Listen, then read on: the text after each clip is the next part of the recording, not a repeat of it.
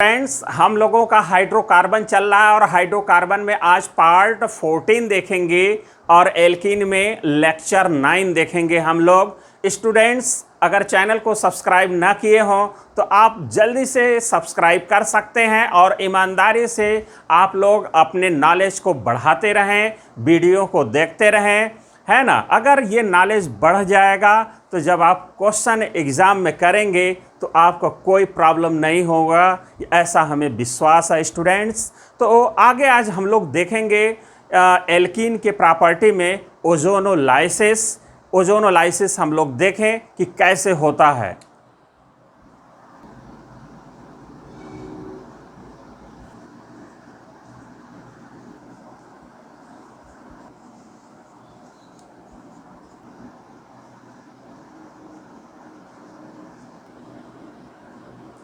Students, हम लोग देखें यहाँ पर ओजोनोलाइसिस हम लोग एल्कीन का करेंगे और एल्कीन का ओजोनोलाइसिस करेंगे तो क्या प्रोडक्ट बनेगा, वो किस पर डिपेंड करेगा और कैसे बनेगा, वो सब स्टेप वाइज हम लोग देखेंगे।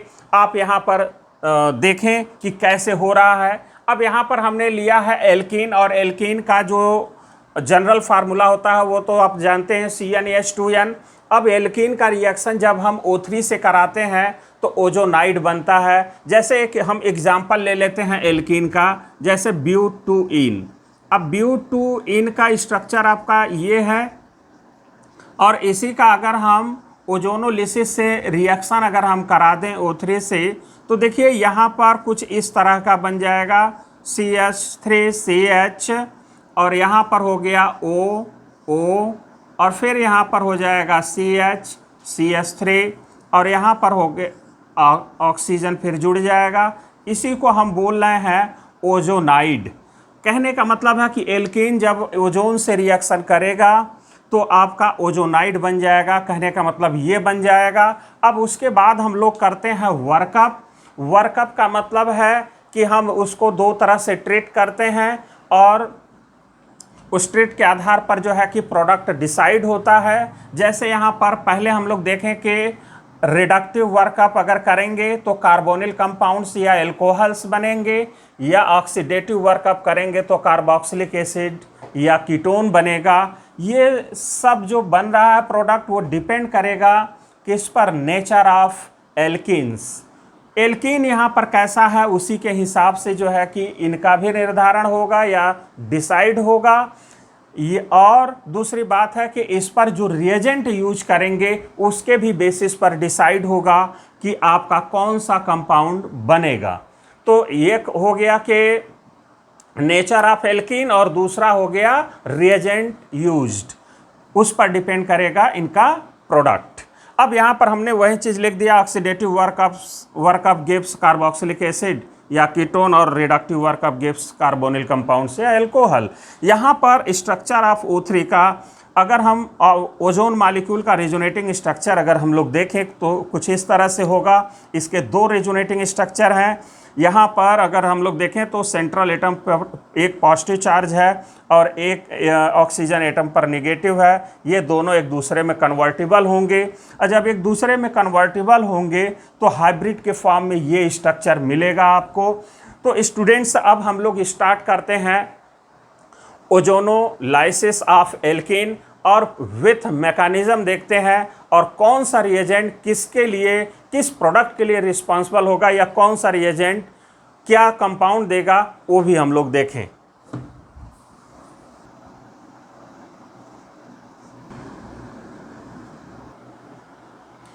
स्टूडेंट्स, हम लोग अगर देखें यहाँ पर ओजोनोलाइसिस ऑफ एल्कीन, जैसा आप देख रहे हैं कि यहाँ पर ये है आपका एल्कीन और उसमें हम लोग मिला दिए O3। तो अब यहाँ ये दोनों जब मिलेंगे तो आपका बन जाएगा ओजोनाइड। ये आपका ओजोनाइड है। अब यहाँ पर यहाँ तक पहुँचने में ये क्या क्या मैकेनिज्म काम किया वो ज़रा हम लोग देखें कि एल्कीन से ओजोनाइड बना कैसे। ये आपका एल्कीन है, इस बात को आप याद रख रहे हैं।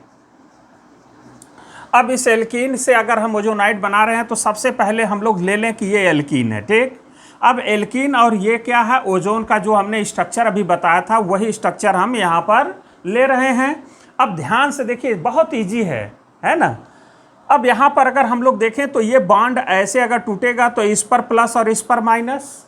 अच्छा, इस पर क्यों प्लस? क्योंकि यहाँ पर अगर इस टर्मिनल पर देखें तो नेगेटिव चार्ज है और इस पर क्या है, कोई चार्ज नहीं है, तो नेगेटिव चार्ज की इलेक्ट्रॉन डेंसिटी जो होती है वो ज़्यादा होती है न्यूट्रल वाले से, इसलिए यहाँ पर क्या होगा, पॉजिटिव चार्ज, यहाँ पर नेगेटिव, इसलिए हमने बॉन्ड को कैसे तोड़ दिया, ऐसे। अब जब ये इलेक्ट्रॉन को लेगा, पाई इलेक्ट्रॉन को, तो ये ऑक्सीजन अपना इलेक्ट्रॉन इसको दे देगा, क्योंकि ये ऑक्सीजन बहुत ज़्यादा इलेक्ट्रोनेगेटिव हो गया है।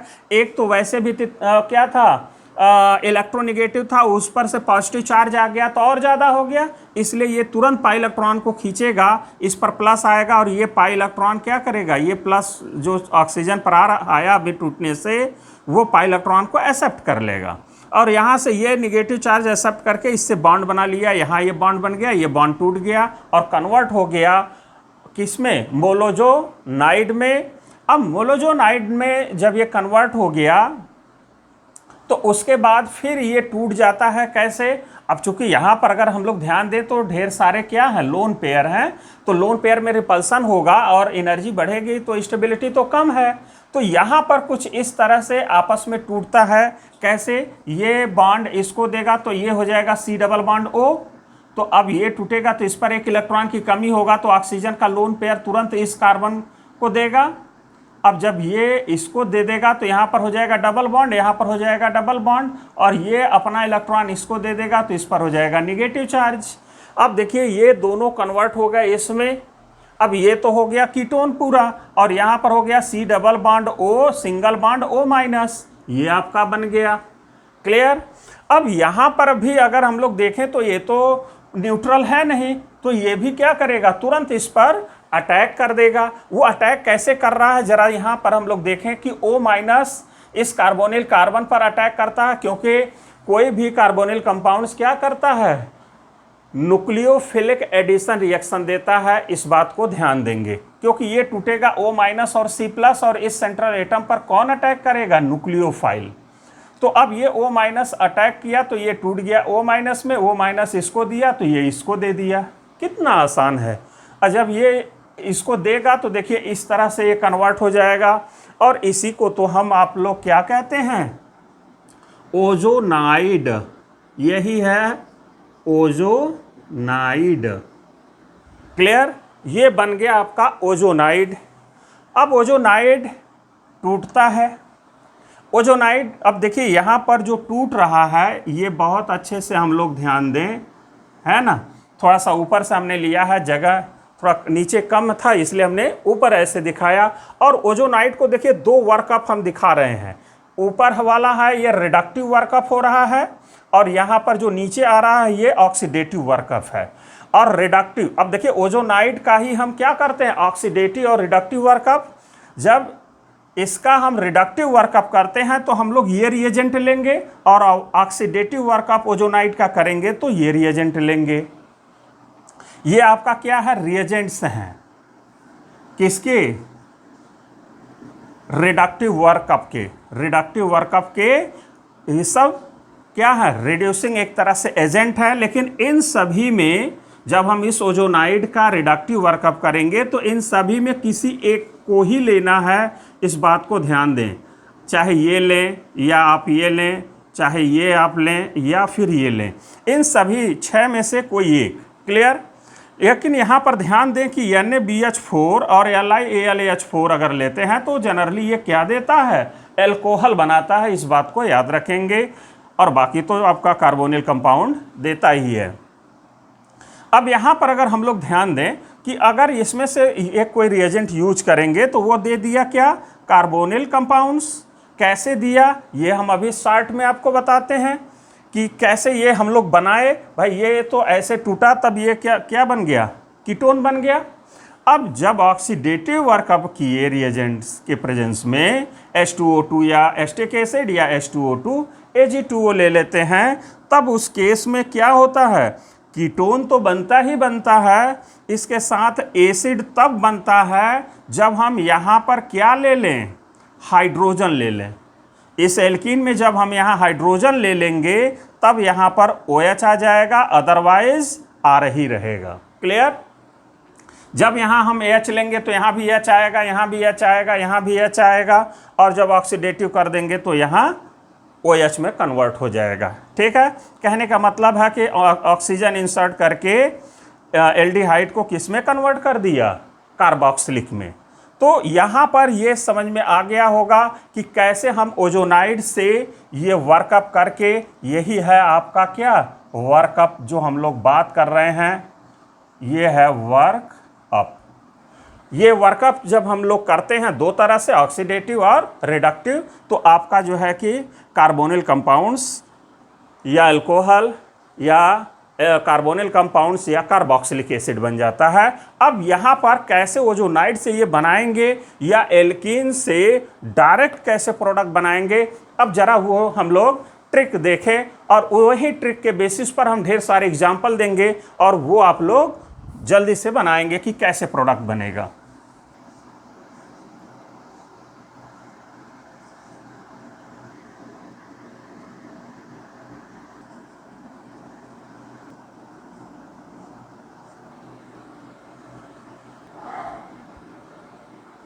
स्टूडेंट्स, हम लोग अगर देखें यहाँ पर ओजोनोलाइसिस में हमने एक एग्जाम्पल ले लिया, एग्जाम्पल क्या एक क्या दो ले लिया हमने, और यहाँ पर आप देख रहे हैं कि ये एल्कीन है, और एल्कीन का जब हम ओजोनोलाइसिस और रिडक्टिव वर्कअप करेंगे तो सीधे प्रोडक्ट क्या बनेगा, और ऑक्सीडेटिव वर्कअप अगर एल्कीन का करेंगे तो प्रोडक्ट डायरेक्ट क्या बनेगा। तो देखिए, बनाने का सीधा तरीका ये है कि जो भी एल्कीन है इन दोनों के हेल्प से क्या डायरेक्ट बनेगा, वो देखिए कैसे बनेगा।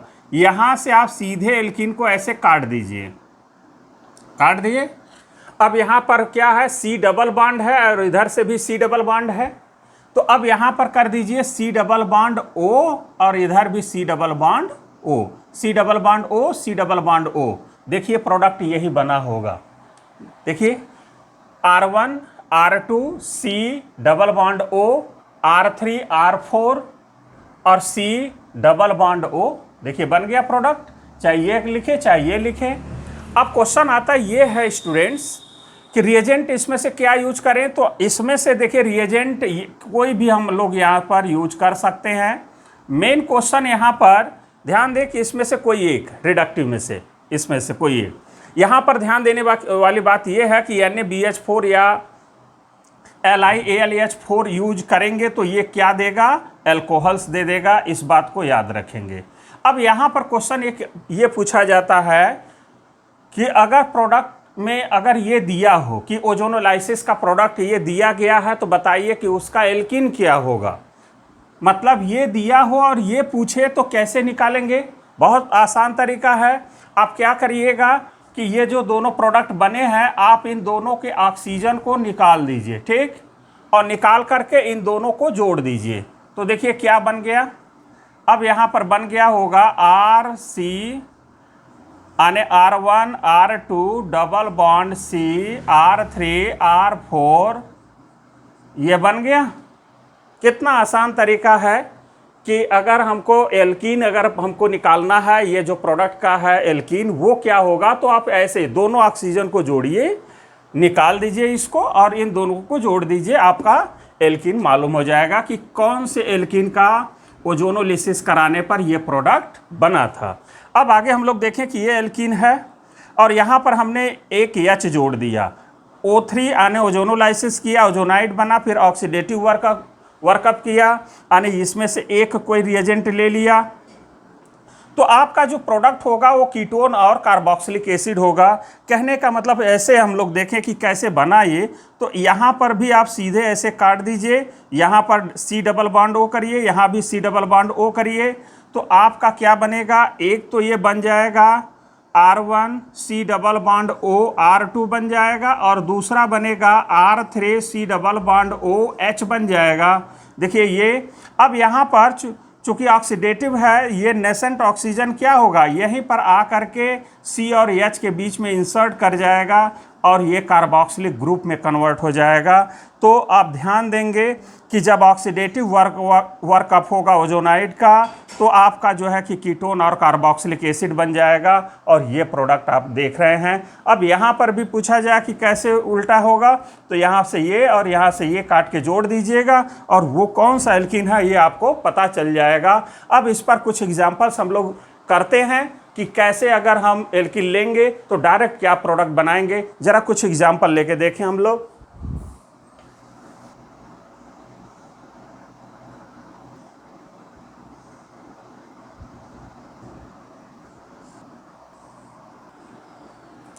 स्टूडेंट्स हम लोग देखें अब इसके प्रोडक्ट क्या होंगे, जरा हम लोग निकालने की कोशिश करें। अब जैसे यहाँ पर है तो इसको आप सीधे यहाँ से कट कर दीजिए, ठीक। तो आपका क्या बन जाएगा प्रोडक्ट भाई, यहाँ पर आपका CHO हो जाएगा। देखिए यहाँ पर तो H है ही, यहाँ भी H है, ये आप अच्छी तरह से जान रहे हैं। और ये C डबल बॉन्ड O हो जाएगा, इधर से भी C डबल बॉन्ड हो जाएगा O।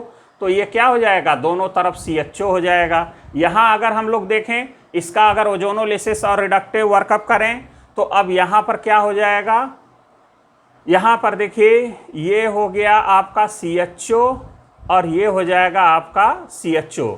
1 2 3 4 और 1 2 3 4 कार्बन है। यहाँ पर अगर इसका ओजोनोलिसिस कराएंगे आप यहाँ से सीधे इसको कट करिए, और जब यहाँ से कट करेंगे तो क्या बनेगा भाई। अब देखिए यहाँ से ये हो गया, यहाँ से ये हो गया, और ये CHO हो गया, और यहाँ भी CHO हो गया। 1 2 3 4 5। यहाँ पर अगर हम लोग देखें तो यहाँ से कट कर दीजिए भाई। यहाँ पर देखिए आप कुछ और ना समझें, यहाँ पर डैश ही है, कट करने का मतलब ये है, डैश ही समझें हम लोग। अब यहाँ पर है कि इसको कट करेंगे तो देखिए क्या बनेगा। देखिए यहाँ पर ये बन गया, और यहाँ पर ये हो गया कार्बन, और ये हो गया CHO, और ये हो गया CHO। अब आगे अगर हम इसका करें तो यहाँ से आप ये कट कर दीजिए और यहाँ से ये कट कर दीजिए। अब दोनों तरफ CHO, अब ये भी C double bond O, C double bond O, C double bond O, C double bond O, यानी CHO यहाँ भी, CHO यहाँ भी। तो क्या हो जाएगा, CHO के 2 मॉलिक्यूल होंगे भाई। ये ऊपर वाला तो ऐसा ही नीचे भी होगा, तो ये बन गया CHO। इसका अगर हम लोग करें तो यहाँ से कट करिए और यहाँ से कट कर दीजिए। तो देखिए यहाँ पर ये इसको रखिए और फिर CHO कर दीजिए, और यहाँ से फिर नीचे लाइए, उसको CHO करिए, और ये है CHO और ये भी CHO है। तो CHO और CHO बन गया प्रोडक्ट। 1 2 3 ये हो गया, 2 ये 5 कार्बन हो गया। यहाँ से अगर हम इसका करें तो यहाँ से ये कट कर दीजिए। तो देखिए यहाँ पर 2 कार्बन CH2 और ये CHO, तो हो गया आपका क्या, ये हो गया CH2 और ये हो गया CHO प्लस CHO। ये बन गया प्रोडक्ट आपका। क्लियर।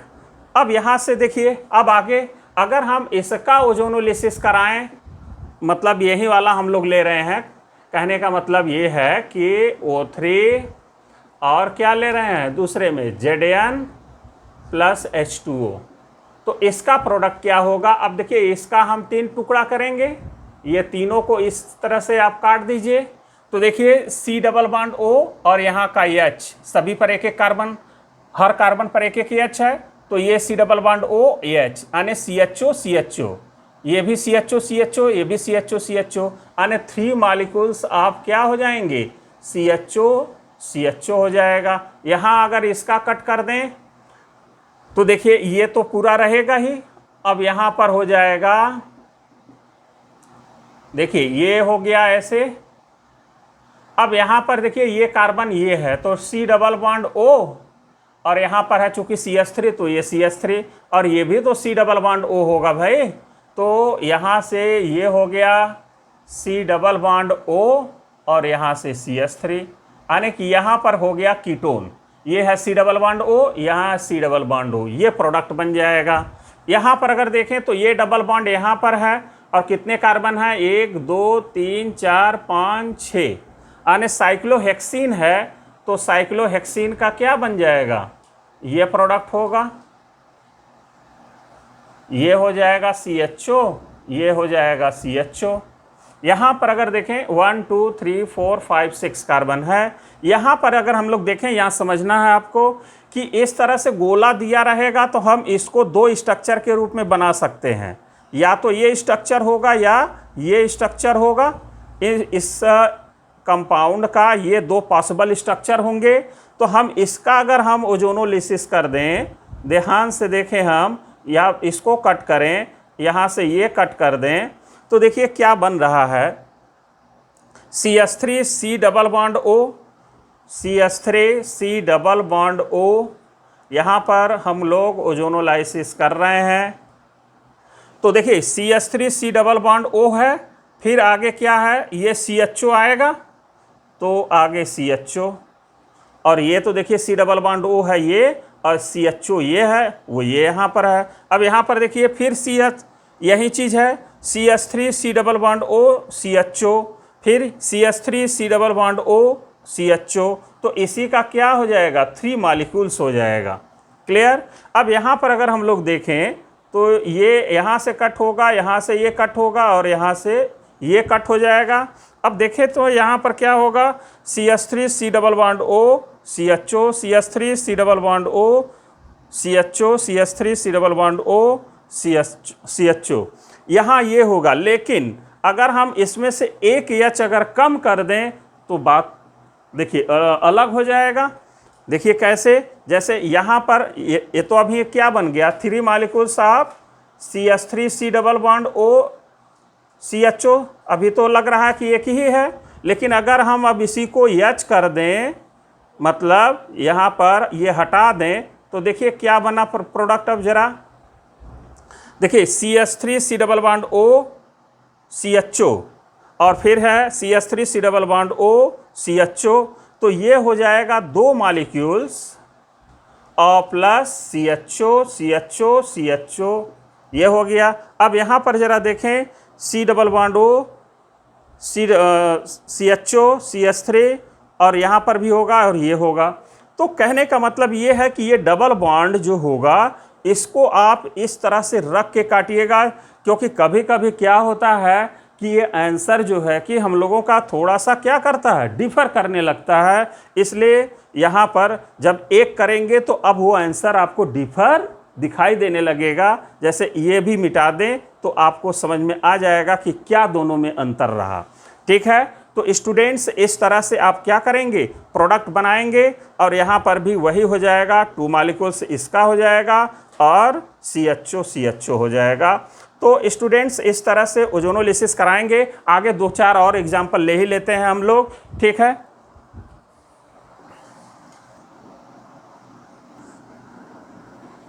स्टूडेंट्स हम लोग अगर देखें कुछ और एग्जाम्पल, जैसे यहाँ पर अगर एसिटिलीन ले लें और O3 और H2O से रिएक्शन कराएं, तो यहाँ पर क्या बन जाएगा, CHO और फार्मिक एसिड बन जाएगा। इस बात को याद रखेंगे। अब यहाँ पर अगर हम लोग देखें, है ना, तो आगे यहाँ पर जैसे अगर हम ये अगर एल्काइन ले लें तो क्या बनेगा। अब उसको देखें, O3 और H2O से जब हम कराएंगे तो आपका ये बनेगा, और फिर H2O2 से करा देंगे तो ये कार्बोक्सिलिक एसिड बन जाएगा। ठीक है, अब यहाँ पर बाकी बैलेंस करते रहिए रिएक्शन को।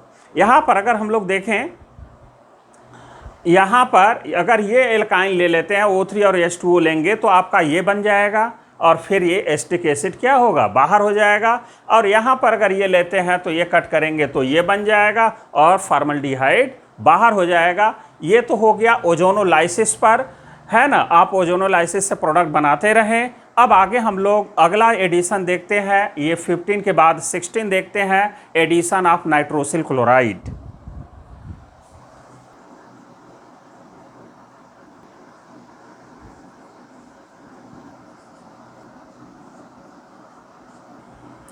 स्टूडेंट्स हम लोग अगर देखें एडिशन ऑफ नाइट्रिल क्लोराइड, तो ये है आपका nitrile chloride NO2Cl nitrile chloride.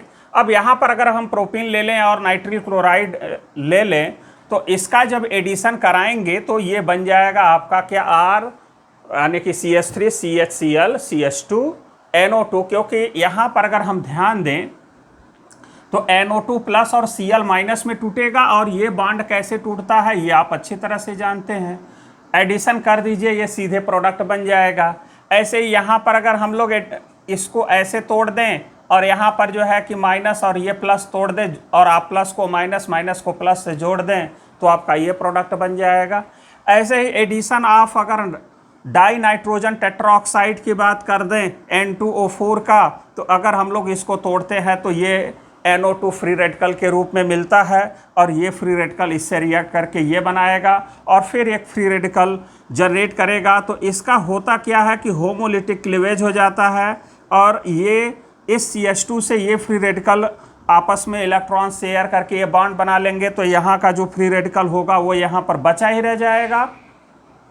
और फिर यहाँ पर होता क्या है कि इसका फिर होमोलिटिक क्लीवेज हो जाता है, क्योंकि इलेक्ट्रोनेगेटिविटी का अगर हम लोग देखें तो डिफरेंस क्या है, 0 है, नाइट्रोजन नाइट्रोजन है। तो फिर यहाँ बचा हुआ फ्री रेडिकल, जो ये बचा हुआ है ये फ्री रेडिकल और ये फ्री रेडिकल आपस में शेयर करके ये बना लेंगे। जैसे हमारे कहने का मतलब ये है कि NO2 है और ये फ्री रेडिकल है, तो ये और ये मिल के क्या बना लेंगे, बॉन्ड बना लेंगे और यहाँ पर NO2 जुड़ जाएगा तो ये बन जाएगा और एक NO2 इसमें का बचा रह जाएगा क्योंकि ये तो पहले से ही जुड़ा है।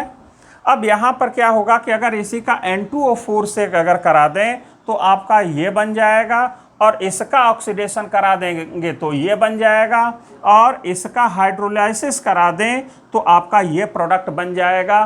तो स्टूडेंट्स आज हम लोग ये देख लिए 17 तक हम लोग जो है कि एल्कीन में प्रॉपर्टी, फिर आगे भी हम लोग देखेंगे। तो स्टूडेंट्स इस वीडियो के लिए इतना ही, फिर हम लोग अगले वीडियो में मिलेंगे। अगर आपको वीडियो पसंद आ रहा है, अच्छा लगता है ना, थोड़ा भी अगर अच्छा लगता है तो चैनल को ज़रूर सब्सक्राइब करें और अब ईमानदारी से आप वीडियो वॉच करते रहें, अपनी पढ़ाई करते रहें और अपने नॉलेज को बढ़ाते रहें और कॉन्फिडेंस बढ़ाते रहें। तो स्टूडेंट्स इतना ही इस वीडियो के लिए, धन्यवाद।